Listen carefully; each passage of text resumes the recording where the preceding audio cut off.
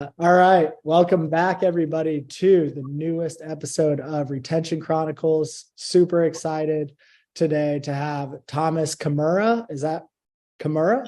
That's good. Yeah, Nice. got it. Got it. Probably should have asked that before.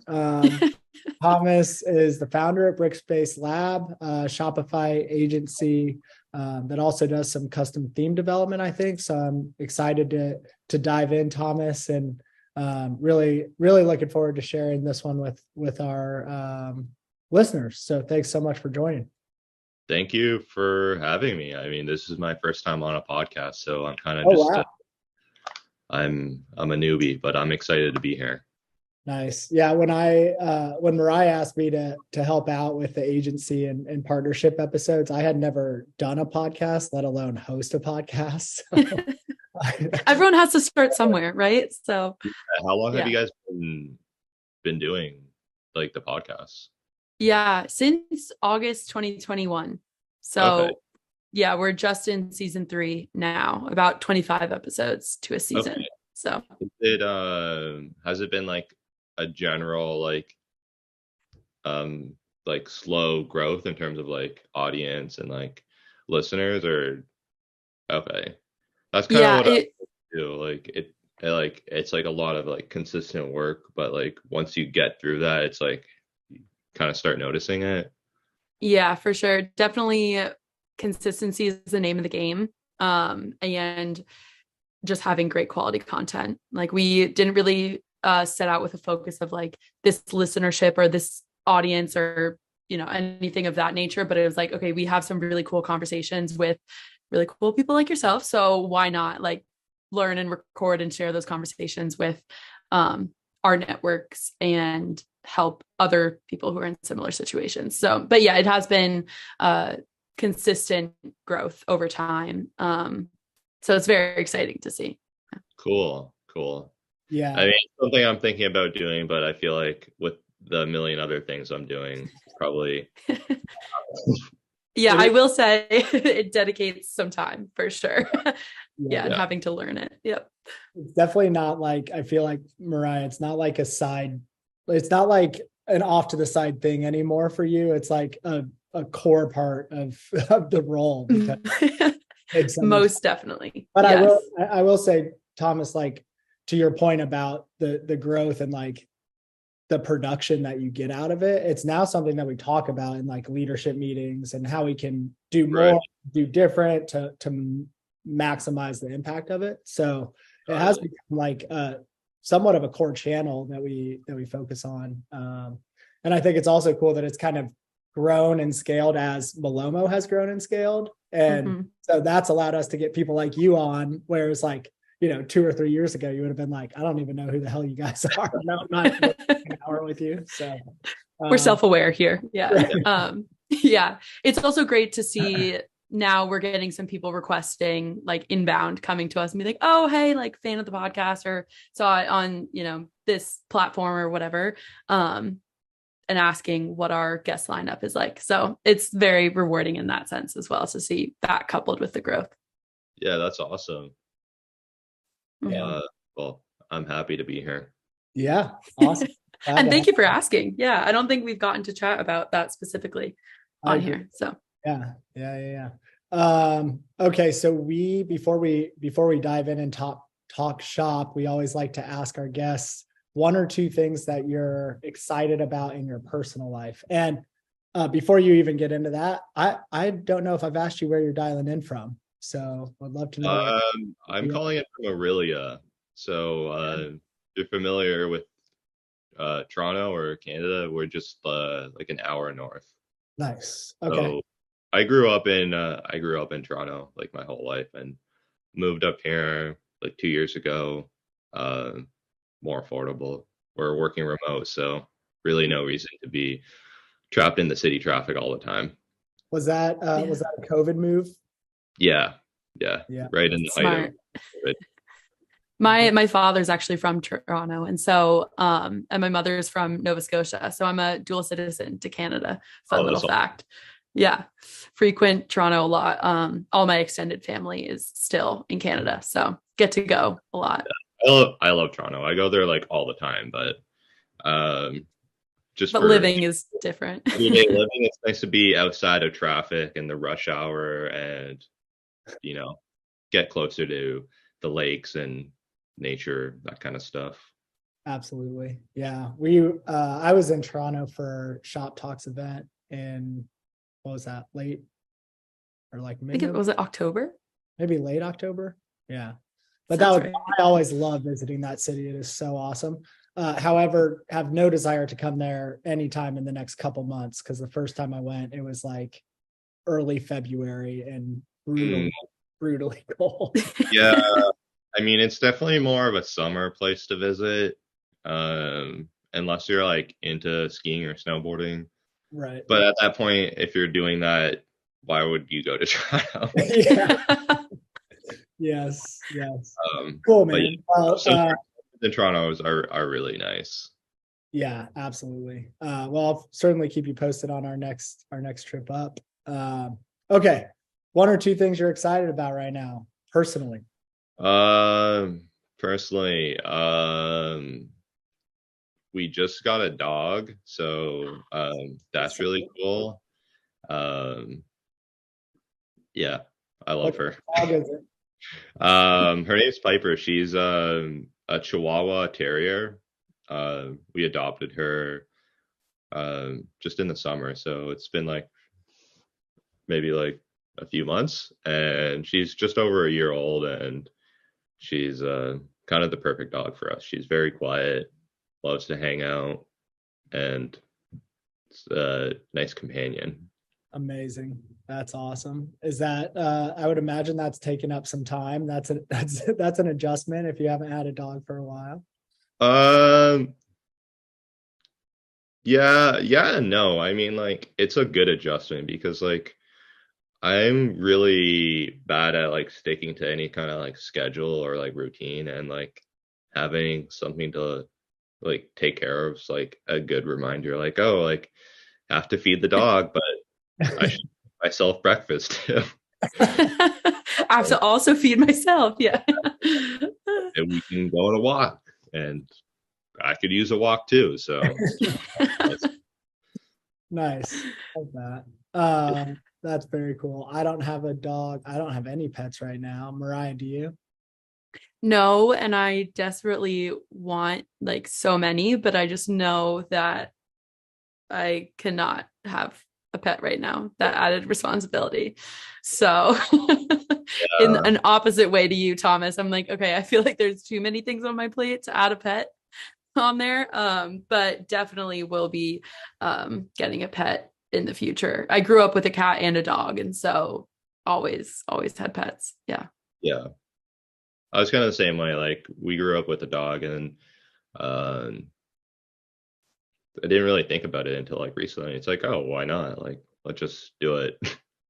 And it's going well, so that's great. It's going very well. Keeping you accountable. Exactly. I'm very similar, Mariah. Like I can't imagine having to feed myself and a pet right now. So I honestly feel the same way, but I mean, I think once it kind of happens, you make it work. Because I was definitely feeling the same way, like, oh, I don't know, like, this is a lot of responsibility, um, but it's easier than you think it is. when you love something like that, you make the time. It's a welcome challenge. Yeah. Awesome. Well, that's great. Let's get into Brickspace Lab. Would love to know, your background and how that led to Brickspace. Yeah. And sort of where you're at today with it. Okay. Background. How far back do we go here? Your call. We leave it to the guests. Okay, so, I first started kind of like playing around with like coding and like computers. I was always kind of like interested in that stuff, like growing up. Um, Big gamer, so like computers were kind of like part of my life. Going through high school, like I did like a few courses, um, and I wasn't really like that into it. Went through college, and then that's kind of where I started doing some like online courses like myself. So I was in college, just for like a Bachelor of Commerce, and at the same time I was kind of like teaching myself to code, and that's where I was like, okay, like I was kind of getting very much into it, and that was good because I mean at the time I was kind of a obsessive personality, so I would spend like all my time like Yeah. like watching YouTube videos and like taking courses. Um, What so was that was the first thing that you were coding or like building? yeah. So this is way back in like the height of Tumblr. Mm. So um, my girlfriend actually had a Tumblr, I guess, blog or whatever you call that, and that's where I think like I saw her doing that. And I was like, oh, you know what? And then like I was like looking at Tumblr and I realized like they have this theme store and you could like make Tumblr themes. Oh, interesting. So I kind of latched onto that idea, especially because I was like learning how to code and like learning like design and like typography. So that was kind of like the first big project like I worked on. So I made this Tumblr theme and it's actually still available on the Tumblr theme store. Um, put it out and got a ton of downloads.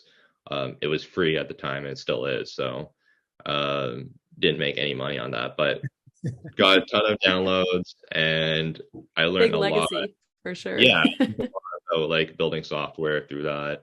Um, and that was kind of like my first, I guess, experience with that. After that, Really quick before we move on from Tumblr, yeah, am I right? Mariah might be able to answer this too. Am I right thinking Tumblr was like the first version of like a Pinterest sort of thing? Would we say? I think, yeah. So I was never actually on Tumblr, but like similar ideas to Pinterest and like MySpace, right? Kind of like tied yeah, together. yeah. I mean, like Yeah. it was very like flexible. Like you could use it just like as a blog and like write articles. Okay.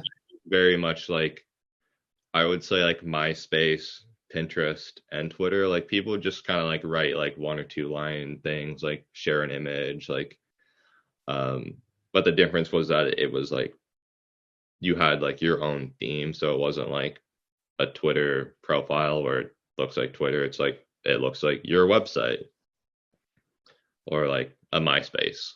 Yep. Yeah. Um Okay. yeah.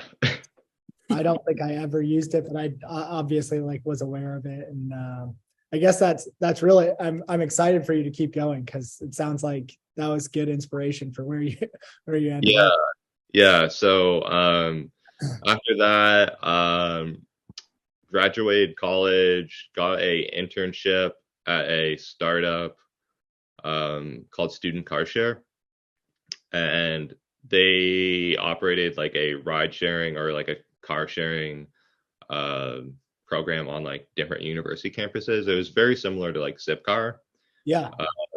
So I worked with them for maybe like a year or two, um, and I did like kind of everything there. I was doing like Facebook ads and marketing. I would go to events and um, social media, like influencers. Like I worked on their website and their app, um, kind of everything, which was really nice because like it's was kind of great to have that experience where like you're in like a business and you're seeing like all the layers to it and how it all kind of goes together. Um, but yeah, worked there for 2 years, quit, and then decided to just do freelance. So that might have been like 2016, I think. Um, and then when I quit, I kind of didn't really have like a specific idea or direction, like where to go. Just let's get clients and make websites. That was kind of like my plan. So I think the first year or two, it was like definitely a lot harder to find work in terms of like um looking for just general if anyone has a website and anyone needs help, it's like kind of hard to find those people. Can't really target, right? Yeah, yeah. It's kind of hard to do that, but I think I did that for like a year, and then I kind of started figuring out about Shopify around that time too. So um, I saw Shopify and I was like, okay, like this is really cool software. Like I want to work with this. I love that you can like spin up a online store and start a business and sell stuff. Um, so that was kind of like where I was like getting latched onto the idea of that next, and actually started my own t-shirt brand as well at that time because I was like, let's figure out how to do the Shopify thing. Like let's um, figure out how to customize these themes and use their software and tools and like actually start a business. So started a t-shirt brand and did that for another year and wasn't really like in love with the whole concept or um, the business at all. It was mostly just like something to do to use Right. to play around with the software. I'm curious, did you like create your own shirts custom or did you drop ship? What was like the initial setup? So it was our initial idea was we were printing like maps and you could get them for like different cities and it was like kind of I don't know how to describe it, but it would be like outlines of like the streets and Sure. you could get like a Toronto map or an Ottawa one and we'd had them for like all the major cities. Um, so yeah, we did that. We actually had a local, we originally started doing like print on demand, and then we found a supplier in Toronto who would kind of do print on demand for us, and they were like cheaper, and we could give them like our own shirts, and it kind of worked out better that way. We could kind of handle the quality better and like put in our own like packaging and all that kind of stuff. So we did that. Um, but yeah, we were never really like in love with the concept or idea at all. It was kind of just an excuse to start something. And all the while, were you taking on other consulting projects as well? Yeah. So that's kind of where started the t-shirt brand and then got more into Shopify. And then if you're familiar with StoreTasker, I joined that kind of around the same time as well. Okay. And StoreTasker is similar to Upwork. It's like a job board, like a developer marketplace, but it's specifically catered to like Shopify merchants. So merchants can go onto StoreTasker and look for expert developers to help with their website. So I was on StoreTasker back then too. So that's kind of where I started getting projects for Shopify work. Um, and then, one thing leads to another. You do one project, they refer you to someone else, and here we are. I'm on the podcast now. The rest is history. Real quick, Thomas, do you know, I think I'm right in saying this, but I believe Tim Masick works at Store. Okay. Noah, 1-800-DTC. So yes. Tim at 1-800-DTC also is at StoreTasker. So I know the name and briefly familiar. So you worked with him a bit there or just know the name? I think Tim joined StoreTasker like within the last year. So not the same time.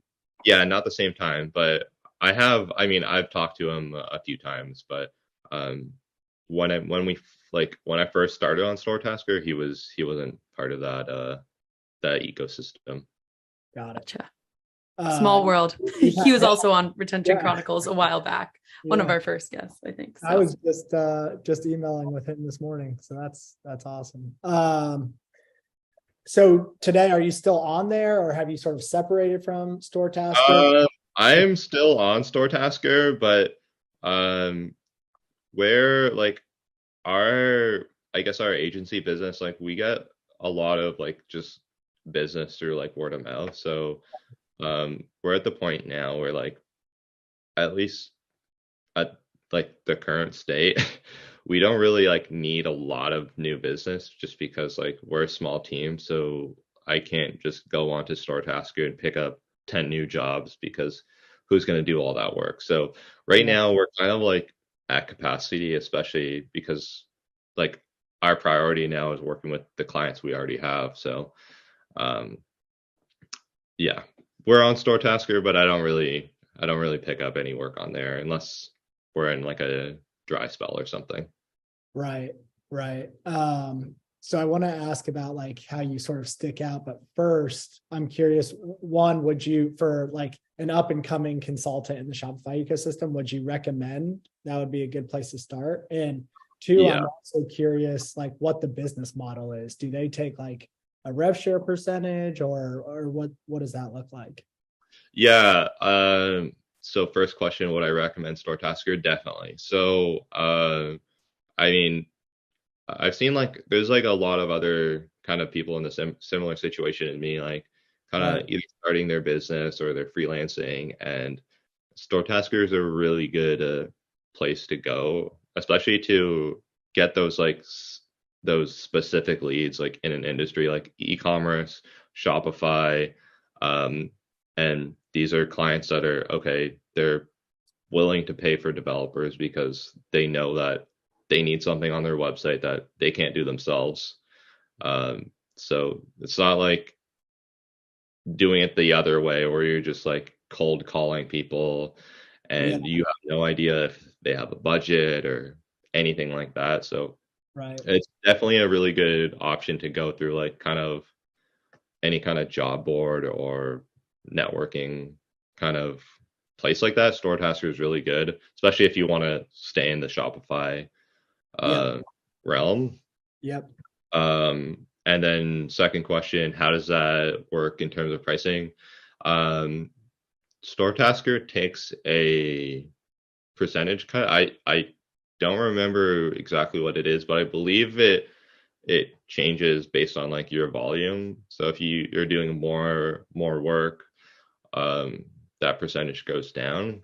Um, but it's nothing like unreasonable. Like it's definitely worth it if you're starting out and you want to start freelancing and you've got skills to help out other merchants on Shopify. Right. Awesome. I'm looking at their page right now and they not only obviously focus on like the Shopify expertise, but the Shopify app expertise as well in a lot of these listings. So wheels are turning right now. How do we get Maloma listed as a be Shopify and beyond app? Yeah. I think that's like I think they're doing like a lot of partnerships with like apps that typically need like experts to implement them. So like that's definitely like a good thing to think about. Like if like Malomo gets like a lot, if you guys get a lot of requests for like custom work or oh we installed your app but we need to customize it or we want it to look this way and can we integrate it here? Definitely get in touch with StoreTasker because um I know they're doing that with a lot of other apps where there are like frequent customizations. So Nice. definitely keep in mind. Awesome. Awesome. Yeah. We'll have to reach out and see what we can do. Okay. So that's a great segue. So there's looks like probably thousands of individual consultants on StoreTasker, and there's probably, or maybe not thousands, but a decent Yeah, amount. maybe under 1,000. Maybe I couldn't tell you, but there's a lot. Yeah. And then, that's just one channel, but then you have the other like tens of thousands of individual Shopify consultants and agencies and new ones entering the space every day. So what would you say makes Brickspace sort of stick out from the pack? What makes you guys unique? Um, I've been asked this question before, and like I I guess it's something that um I can't really answer because, well, first of all, I don't think there's anything that sets us apart. Like if you think about like a business in like a completely different category, like an electrician, for example, like what sets them apart? Nothing. Nothing. Like there's other electricians doing the same work. there's other Shopify developers doing the exact same thing as me. I would say what sets me apart, maybe we do good work, but other people do good work too. We're a small team, but I mean, there's others that are small. Yeah. Well, I could, first of all, I love that answer because it's refreshing. Yeah. And But I guess to add to that, I mean, I know like a lot of people like in like the startup, like, or like tech world, they're always like, oh, what's your differentiator? And like, how are you different? Like, I mean, I don't think things have to always be different. Like, there's room in the world for two providers or hundreds of providers of the same service. And maybe we just have a close relationship with our clients and that's it, you know? Yeah. Well, I think I can say this with confidence. I won't mention any brands specifically by name, but I know some of our joint customers are, logo accounts, so to speak, in the Shopify ecosystem. So you're clearly doing something right to not just get those in the door, but I think you also have, retainer-like engagements with them. Is that correct? Yeah, definitely. Definitely correct. And I mean, yeah, sometimes I do get a little bit of an ego boost when I go on other apps and I see like our clients' logos, like, but I'm like, oh, we work with them. Yeah. And I don't know if that's maybe we just got lucky and I've been in Shopify space for a while, or maybe it's that and we do really good work. But yeah. Yeah, that's awesome. And then what kind of, just for the listener's sake, like what kind of services do you offer? What's a typical engagement look like? Yeah, so we're kind of, now that we have our Shopify theme out, we're trying to make a shift towards I guess packaging our services up in like more predefined, I guess, scopes. Okay. So one thing we're doing now that I'm really trying to promote more of is just audits.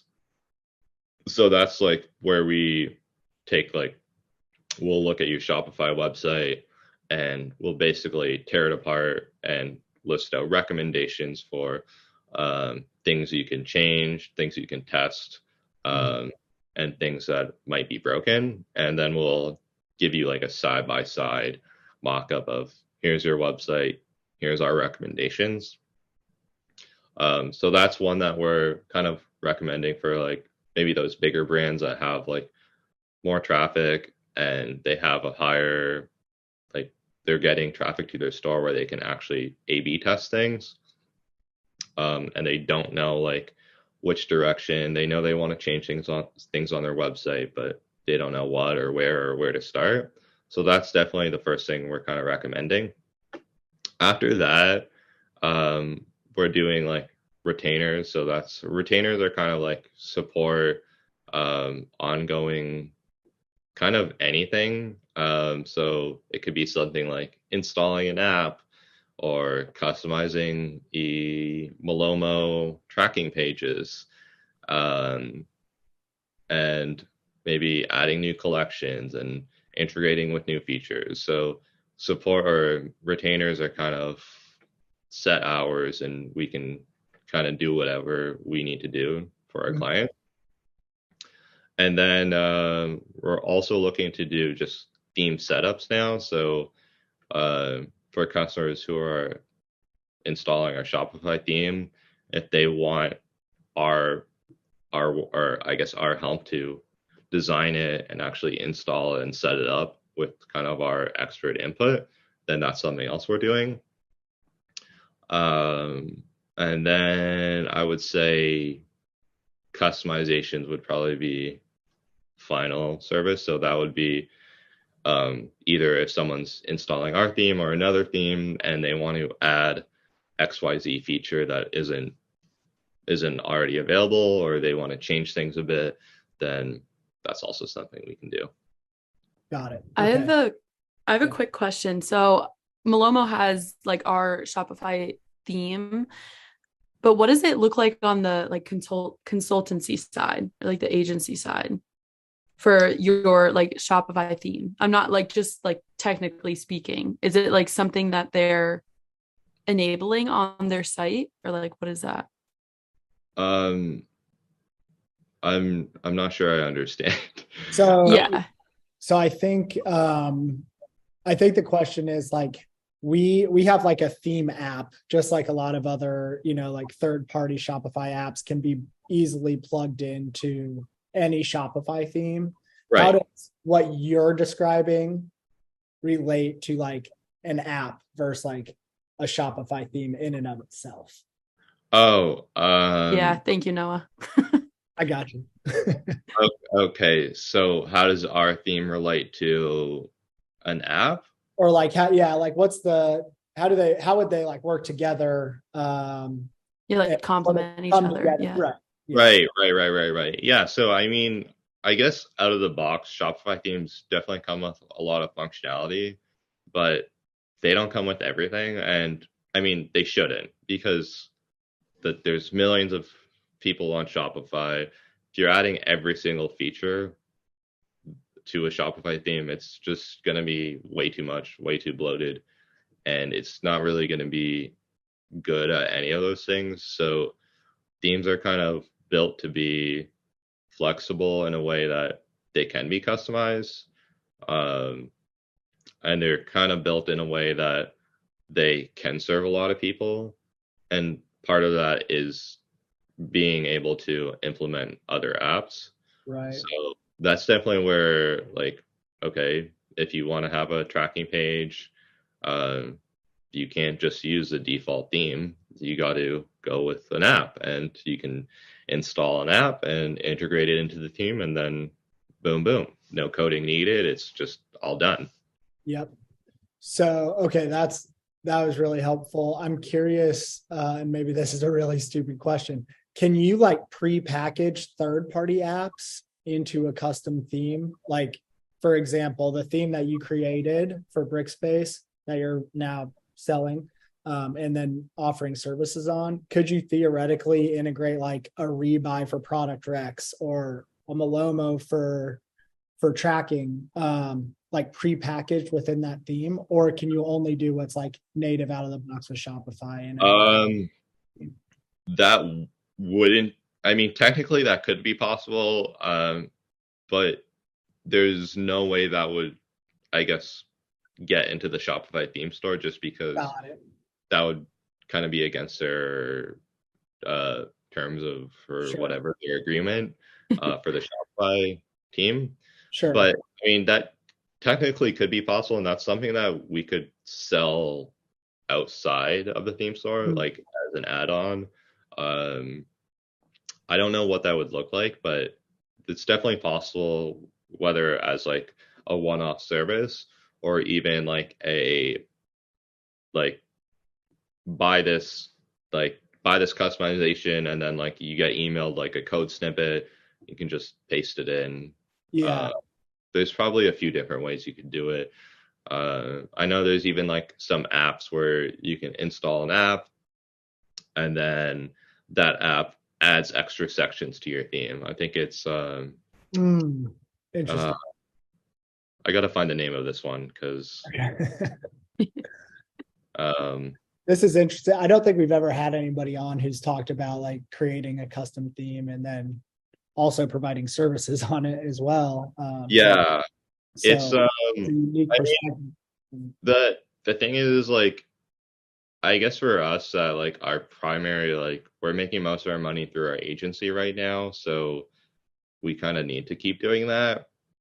Right. And at the current, I guess, scale of our theme sales, it makes a lot more sense for us to like upsell those customers for like customizations, and other services, just versus like we're not getting thousands of installs, and we can just do the installs, which that would be nice too, but I don't think we're at that point yet. Yeah, makes sense. So what, I'm curious to hear a little bit more about like the theme that you created specifically. Who is it best for? What's unique about it? This is clearly an area where Mariah and I are not as up to snuff as some of the other areas. So really curious about that. Yeah. Okay. So we designed the paper theme, and that it was probably like a 9 month project. And so you're asking who is for. So I would say right now it's a lot of the features on the theme are like built for larger catalogs. So there's a lot of like discovery and like filtering and sorting features that work pretty seamlessly with like all the like recent Shopify updates. Um, so I'd say like really any large catalog store.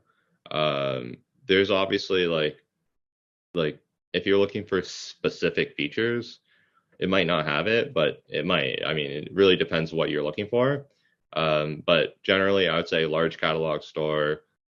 It's fairly flexible. Like when you're going into it, you can go into like the color settings, like the border settings. You can like change the radius and rounding for like buttons and inputs.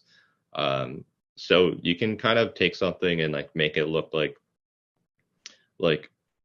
kind of minimal, like Balenciaga, like kind of brutalist style, or you can make it look like kind of fun poppy, and like there's completely different ways to design it. So it's not really like for a specific style, but I would say generally large catalog. Got it. Okay, cool. Yeah. Yeah, that's a really interesting topic that we just have not talked much about. So I'm glad we got a little education there. Thank you. Yeah.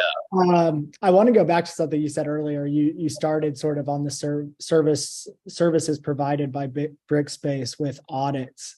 I'm curious, in doing, I'm sure many of them over time, when you look at a site and you're like, okay, here's what's working, here's what's not, here's what's broken, here are your opportunities. Are there any themes that have consistently sort of stuck out in terms of like most Shopify merchants, or many, are missing this thing, and you just can't believe how many, are missing this specific or missing on the specific area in their business? Honestly, there isn't really one, because at least like for the clients that we're working with, they're usually like pretty far along in their business, and like maybe they've like started their brand themselves, and like they used a free theme, and like their business kind of took off, and now they're kind of looking for expert help.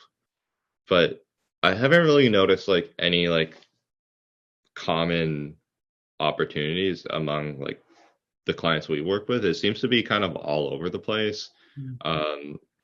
Like some clients will do things good, and then other clients or customers won't do those things, and they might do something else. So I would say generally like just maybe being aware of your website in terms of like a customer perspective. Like I know a lot of people probably like go into the theme editor and like maybe preview their website, but it's an even better idea to like go on your phone and like open up your website on your phone and like kind of go through the buying process, and maybe even do that like once a week. If you're changing things on your website, like see what that looks like. Are things easy to read? Are customers finding the information they need to find easy, or do they have to like scroll and like search through big blocks of text to find like one thing? But I mean, generally, like it all comes down to just like making the content like easy, digestible, making things easy to find. And I mean, there's so many ways to do that, so it's kind of hard to give like general advice, but yeah.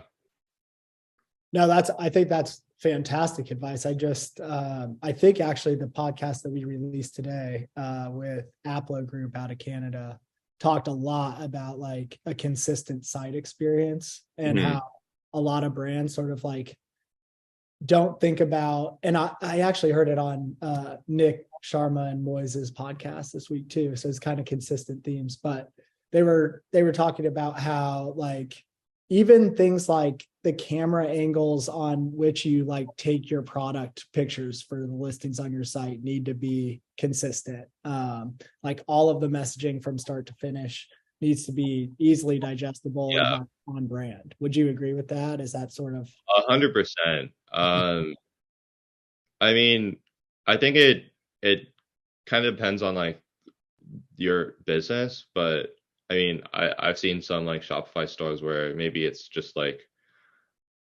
kind of a local shop and they're selling like hardware goods, and like maybe they don't need the best photography. yeah. But all that other information that those customers need, like what tool this is and like the dimensions of the whatever device they're selling, Right. like that information needs to be there for those customers.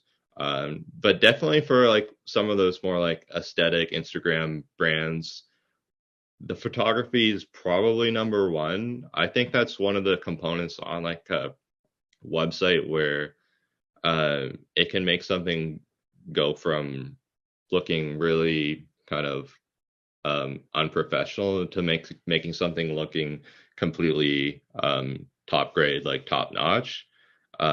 Photography is a big part of that, because if you think about it, Shopify or any website really, like if you're looking at a grid of products and you've got a little bit of text under each photo, like the name of the product, 90% of that design is just the photos. So that is a really important component. Well, that's such an interesting like take, right? It's like, this is the main thing you're looking at. So why would you not focus most of your time on making sure it looks good? Yeah. I feel like most people would say like copy would be more important than the photography. So that's like a very interesting, like I feel like my gut reaction to that would be like, oh, copy, like the messaging. I feel like that's what we talk about a lot, Noah, is like proactive messaging, just because that's where we live in the ecosystem, right? But it's an interesting take to think about like the imagery of it all, because then when I think about my experience as a consumer, like the picture is what grabs my attention first, and then you read more about it. Yeah. I mean, like I wouldn't sacrifice either. Like you kind of need good copy and good photos to make a great website. Sure. And I think customers probably notice both. Like if you can just like imagine like a store and they're selling like, it's like Lululemon, for example, and you replace all the photos with just the photos someone took off their phone camera, and that's not going to look at all like the same website it does now. Right. And people notice that. Yeah. Yeah. Really interesting. Okay, moving on to retention really quick. Don't have much time left, but since this is Retention Chronicles, I gotta ask, what does retention mean to you as part of all of the things that we've just talked about? And what would you say the most important drivers of it are? Retention. So I think retention's like really important for brands to consider when they're trying to go after like sustainable growth. I think a lot of maybe newer founders might kind of get caught up on like new sales or just revenue as like a primary metric.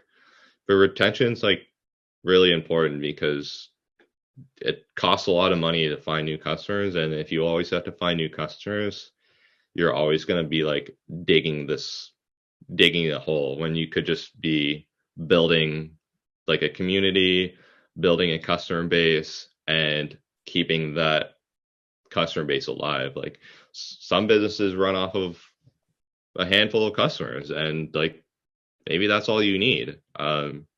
So retention is definitely really important for building a sustainable long-term business. And if you're not thinking about how to keep customers, then where are they going to go? They're going to go somewhere else.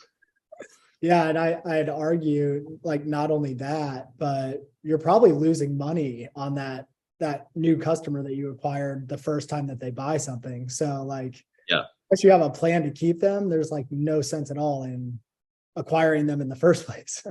yeah, exactly. Yeah, one of the things that I also heard, this is top of mind because I just listened to it this morning, but on the podcast that we released today was he talked about like acquisition is just acquisition, but retention is where you like drive profitability. And like without it, you're just, I think exactly to your point, Thomas, like you're just forever digging a deeper and deeper hole if you haven't figured that out. Yeah, exactly. Like it's like that's you're getting new customers, but how do you keep them happy? How do you keep them coming back? How do you make your product, your business part of their like ongoing life? Like if this is a product they need and they want it again, then you got to be there for them. Are there any specific areas that you've noticed in the work that you've done with brands where brands are consistently like neglecting in terms of retention? Or are Uh, there any opportunities that you think a lot of brands could implement? I think generally, um, it's something that brands probably want to take like kind of a holistic approach because I think retention's it's not like a it's not like a one solution thing. Like there's kind of a lot of things that go into it. Um, like it's the customer support, it's the product quality, it's like the shipping and tracking and keeping customers in the loop. Like um, let me think. No, Uh, that's good stuff. Like I totally agree with you. I don't think that there's yeah, one. there isn't just one thing. It's like a completely it's your whole business. So it's like making the reordering process easier or making it convenient for them. Like I mean, if you're selling a product and you know maybe it takes 3 months for that product to get used, and maybe sending reminders to get reordered at like the right times, and uh, really leveling up your support and making that like a plus experience, and just having a good quality product. I mean, that's probably number one. Like if you get a sale and that's a new customer and you want to keep that customer for a while, well, that first sale is kind of just a demo because they're only going to reorder it if they like the first product. So it doesn't matter if you have great ads or great whatever, they're not going to buy again if they didn't like it the first time. Right. Yeah, absolutely. I feel like that that sort of just comes full circle in terms of like, unfortunately, you just can't neglect super key aspects. And the only way to probably figure that out from a brand operator's perspective is, to your point earlier, Thomas, go through the experience. Like Yeah, figure out a way to go through the experience raw as if you're a brand new customer. And even, especially if you're like a subscription brand, like figure out what the experience is like if you were to buy again or subscribe and look for ways to optimize. Would you agree with that? completely, completely. And I think that's something where I mean it's even worthwhile to like look at other brands that are like maybe if you're selling if you have your own company or your own website, look at similar brands, similar websites and see what they're doing, and it's kind of a great place to look for like inspiration. Mhm. Yeah, absolutely. Um, okay, two more quick hitters and we'll be at the top of the hour. We are recording in sort of late January here, so I'm curious if there are any trends that you're looking closely at or expecting to come to fruition in the Shopify ecosystem in 2023. Um, I think there's going to be I mean, there's a lot of like things that are kind of happening simultaneously. I think, okay, the first thing that's kind of probably everyone's talking about is just like AI. Yeah. Uh, those tools, in general, I don't think they're going away at all. So it's just a matter of like how that's going to evolve and apply to different businesses, how you can use that. And I think all that software is definitely going to get better and better in terms of there's going to be like actual tools built for specific use cases. I'm sure like there's going to be support tools and like replying and smart AI chatbots, and there's going to be things for better product photography and better kind of smart recommendations and things that can look into your reporting and like kind of find things for you. I don't know if that's all going to happen this year, but I think that's definitely something that's happening. It's happening, but I don't know. I don't know how long it will take. Right. Yeah. I mean, I feel like we've been talking about AI since like I was a kid probably, but now it feels like, you know, a lot of things are actually being like put into practice. Like it's not just, it's no longer just talk, and like the leading brands are probably going to be incorporating some facet of AI into their business in some. Yeah. And I don't think it's going to be something where like it's not really going to change, at least in the short term, like how like you would operate a Shopify business. It's just going to make things easier. Mhm. Like you'd be doing all the same things, but maybe instead of doing this one section, this one process of your day, maybe you just have an AI assistant handle Right. that, Yeah. path handle it, or kind of flag when you need manual help or Mhm. that. Yeah, I would say though that like that up level in efficiency is a differentiator, because if you're the only brand in your space doing it, like you'll eventually start to pull away because you have more time to focus on your business rather than, you know, Yeah. it. So Yeah, exactly. And I mean, it's kind of empowering too, because like you can see now how maybe smaller brands or people just starting out of their home apartment and they want to do all these things, and maybe in a few years they'll have the same capacity to do what these big brands and these big players can do all on their own. So it's definitely exciting things to pay attention to, and I'm hoping that it gives more a level playing field to kind of newcomers to online Shopify space. yeah, absolutely. Okay, that's a good one. Last question, and then we'll be wrapping up here. You've had an awesome career so far, sort of since the start on the Tumblr days to working with some of the, you know, premier brands in the Shopify space. So we always like to ask, what's like one tip or a piece of advice that sort of helped you throughout your career that you would share with others? One tip. Okay, wait, I had written something down for this. Hold it up. Hold it up. How to prep for that knowledge Notes, share. preparation and notes Um, in and of itself. so this is probably more of a life tip in general, but I found it really helpful for myself.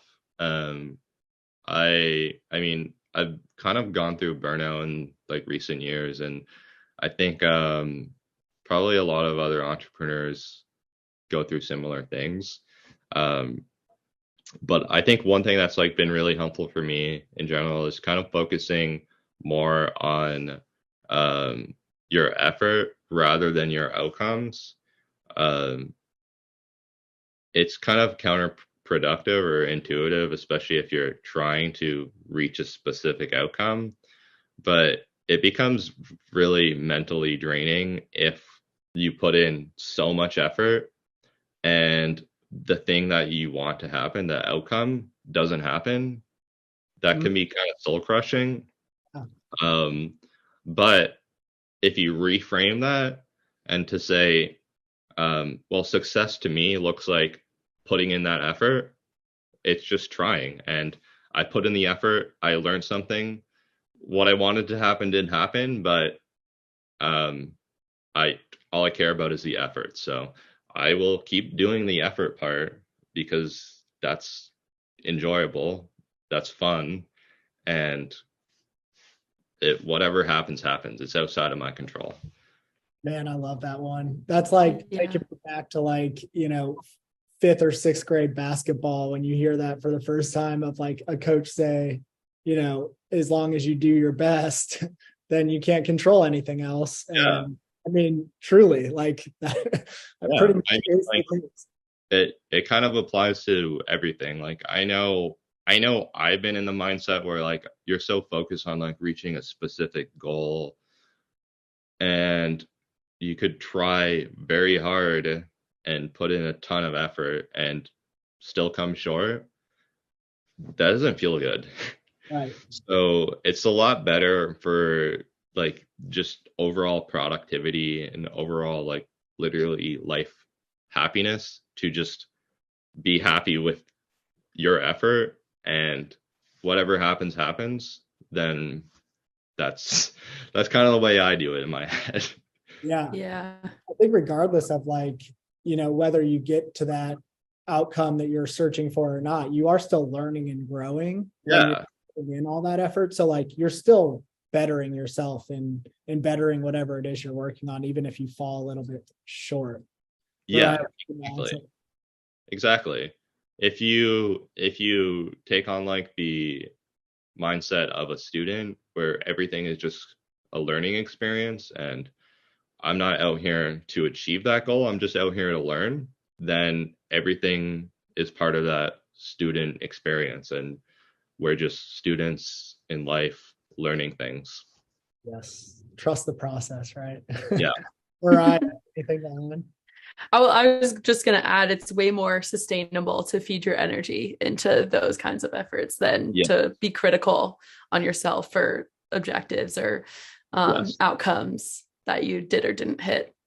So, yeah, completely agree.